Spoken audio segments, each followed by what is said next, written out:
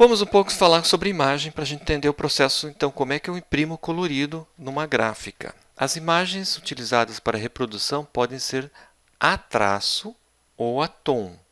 O que quer dizer isso? Qual que é a lógica de uma imagem a traço ou tom contínuo? Isso aqui é uma imagem a traço, eu só tenho aqui preto e branco, né? Não tenho os tons, eu só tenho cor, ou é cor ou não é cor. E em imagem tom contínuo, eu tenho tons, eu tenho sombra, eu tenho várias nuances. Isso a gente chama de imagem tom contínuo. Só que é essa imagem que eu quero ter no meu produto final. Eu quero representar sempre dessa forma aí. Mas no sistema gráfico, incluindo as impressoras caseiras, jato de tinta, xerox colorido ou numa gráfica, eu uso para imprimir esse resultado imagem a traço. Desta forma aí. Então, a imagem a traço são caracterizadas pelo alto contraste ou pelo preto absoluto. São formadas por pontos, linhas ou cores chapadas, sem qualquer matiz, sem qualquer tom, sombras, ou é ou não é. Isso é uma imagem a traço. E tom contínuo, não. Podem conter todas as matrizes das cores. São exemplos as fotos, pinturas, desenhos e assim por diante, que é o que geralmente a gente quer reproduzir, as imagens coloridas. Impressão offset não imprime os tons intermediários, tons contínuos. Então aqui você está vendo a imagem do menino. Para eu imprimir o menino, eu tenho que usar pontos, né, de cores, imagem a traço. Eu não posso usar tom contínuo. Eu não consigo imprimir isso no sistema de reprodução offset.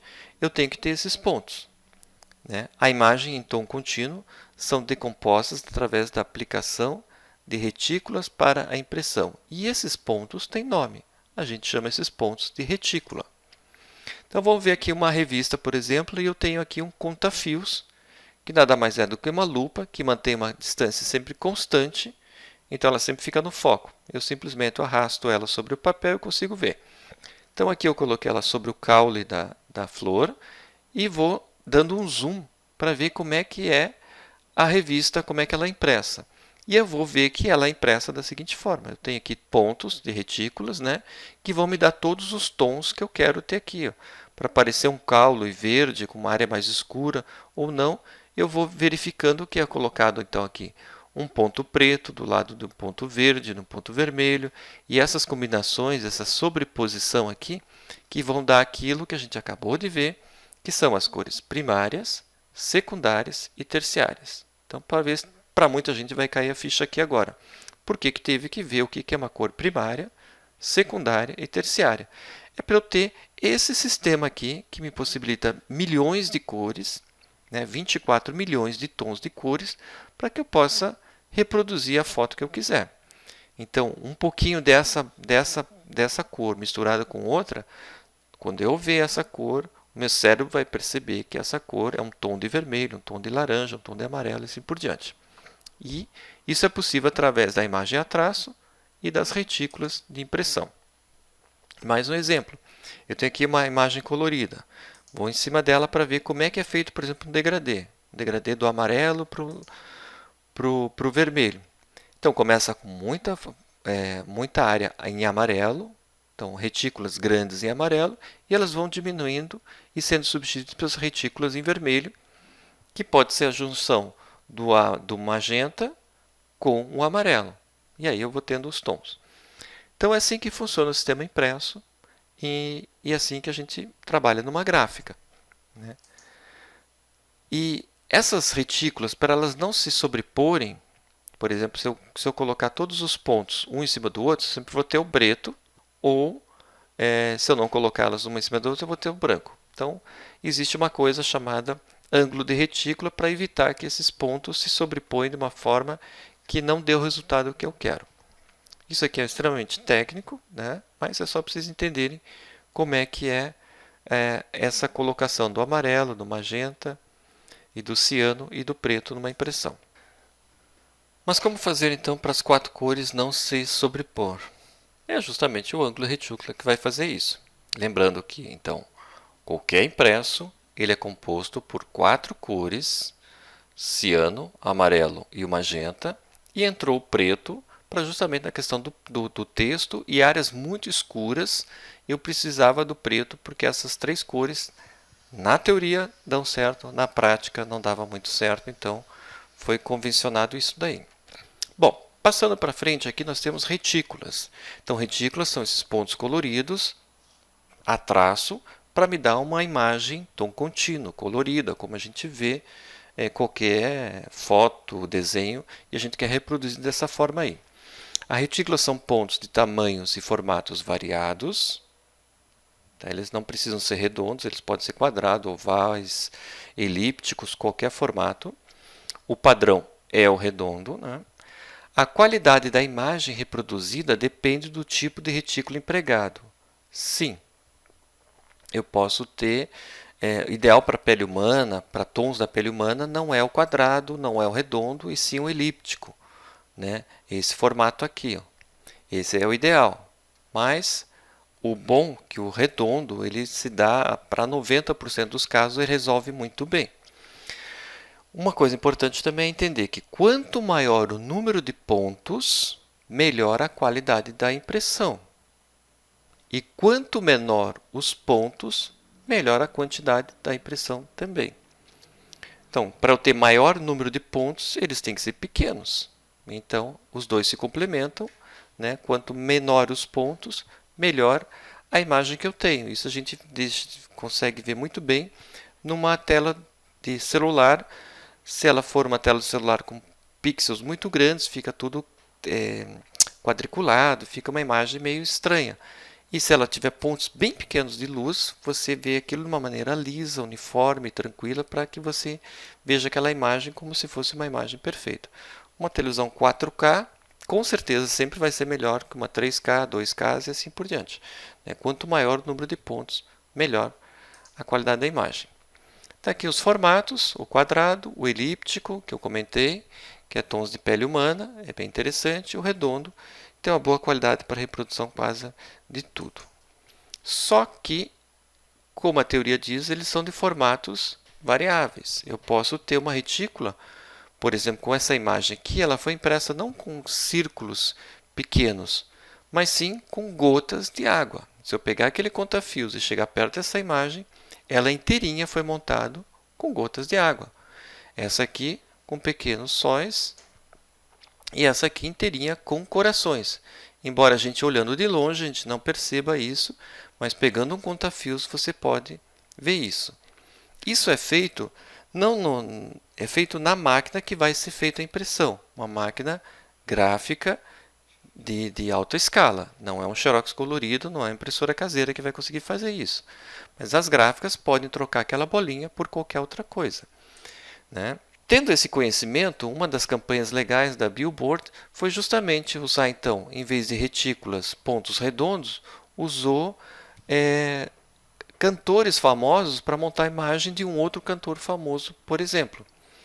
Então eu tenho aqui o Kiss, e a imagem do Kiss, se eu der um zoom, e aí no caso dessa uma propaganda de revista, eles fizeram isso já ampliado para você não precisar usar um conta-fios, uma lupa para poder ver. Era só chegar mais perto dos olhos da revista, você ia ver que Alice Cooper era um magenta, então é uma imagem a traço, alto contraste, como se fosse preto e branco, só que aqui preenchida de ciano.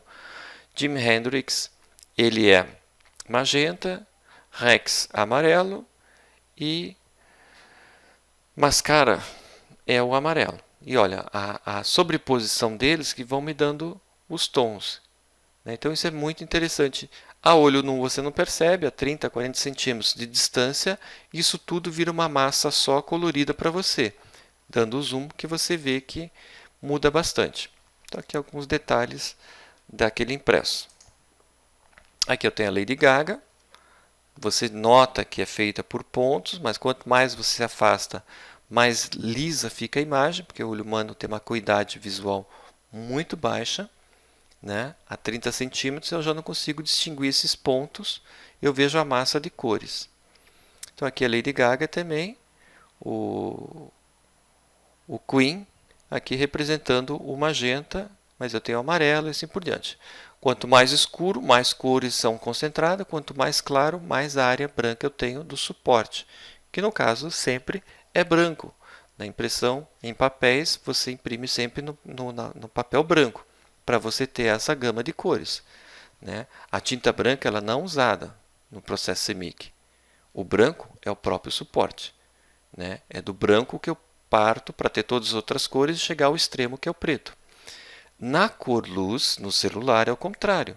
Eu parto do preto e vou acendendo as luzes RGB para ter o branco. Então, se isso aqui fosse visto no celular, como você está vendo agora, não é um sistema de tinta que você tem na mão, é um sistema de luz. Provavelmente aqui nessa região branca eu tenho 100% dos pixels em RGB, né, acesos para dar a sensação do branco. E o preto seria a ausência dele.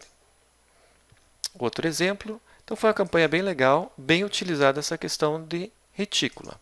E tem várias campanhas no mundo inteiro que você vai, a partir de agora, ficar atento, vai acompanhando, vai ver que é um resultado interessante, mas se eu tenho esse conhecimento do que são pontos, do que são retículas e assim por diante.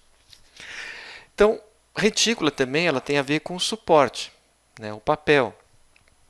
Se eu tenho um papel muito ruim, eu não posso ter pontos muito pequenos. O que vai acontecer? A tinta num papel ruim, como por exemplo um papel higiênico, se eu pingar uma gota de tinta ali, ele corre e entra na fibra do papel higiênico, que é um papel muito ruim, tem fibras muito grandes, né? Então, papel jornal, a gente acaba usando esse sistema de impressão, com pontos mais distantes para que ele não junte e não forme uma mancha, né, muito pesada ali. Então, a qualidade do papel vai ser também vai ser responsável pela quantidade de pontos que eu posso ter ou não. Isso, de novo, é uma informação muito técnica que o cara na gráfica vai fazer para você, né? Você não precisa se preocupar com isso. Mas se eu tenho um papel jornal, eu tenho que ter uma impressão com pontos maiores. Se eu tenho um papel melhor, eu posso usar pontos menores. Para ter um degradê, né, é muito simples no sistema de impressão. Eu quero aqui uma área com 5% de cinza, eu ponho os pontos espaçados. À medida que os pontos vão crescendo, eles vão tampando essa mancha branca e eu vou tendo o preto. E nessa escala aqui, os tons de cinza intermediários. Ou seja, se eu me afastar bastante, eu vou ver isso aqui do branco para o preto, passando por tons de cinza. Muito próximo, como está aqui, eu vejo que é do preto e branco, né, a traço, não é uma imagem em tom contínuo. Outra coisa que é importante saber é em questão aos pontos por polegadas. Então, uma imagem feita com luz, eu posso ter menos pontos por polegada. Então, 1 polegada quadrada, dá 25 milímetros mais ou menos. Num monitor, 72 pontos por polegada já me dá uma imagem boa do que seria um círculo. A luz, essa parte da tua tela vai girando no espaço até atingir teus olhos. Isso aqui vai acabar chegando redondo para você ver. Já no impresso, numa fotografia impressa, num material impresso, eu tenho que ter no mínimo 300 pontos por polegada. Então, meu arquivo, se eu vou dar saída para ele para a internet, 72 pontos por polegada está ótimo. É uma imagem leve e que vai ficar na tela do computador muito bem representada. Se for para uma gráfica, eu tenho que mandar com 300 pontos por polegada, 300 dpi, para que esse círculo aqui saia redondinho. No monitor não precisa ser tão redondinho assim, mas no impresso tem que ser. Então a gente sempre tem que ter em mente, vai para uma gráfica, a imagem tem que estar salva no Photoshop, no arquivo que você estiver trabalhando, Illustrator, em 300 pontos por polegada. Vai para a web, 72 é o suficiente. Então, vídeo é 72%, 72 pontos por polegada, impressão, papel fotográfico, fotografias ou mandar para uma gráfica, sempre tem que ser 300 pontos por polegada. Vamos ver isso no Photoshop como é que é. Vou fazer um intervalinho aqui na aula para a gente ver no Photoshop como é que isso é.